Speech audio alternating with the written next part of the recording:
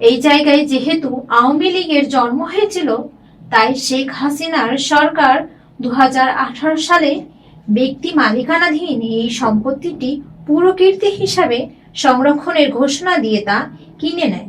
সরকারি হিসাবে এই ক্রয়ে ব্যয় হয় 331,70,02,900 টাকা।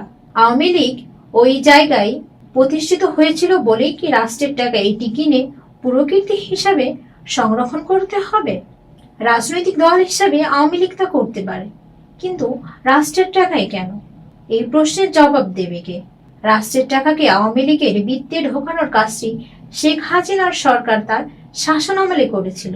তাই রোজ গার্ডেন ক্রয় বিক্রয়ে অনিয়ম, আর্থিক অসঙ্গতি ও অতিরিক্ত ব্যয় দেখানোর অভিযোগের ভিত্তিতেই দুদক অনুসন্ধান শুরু করেছে।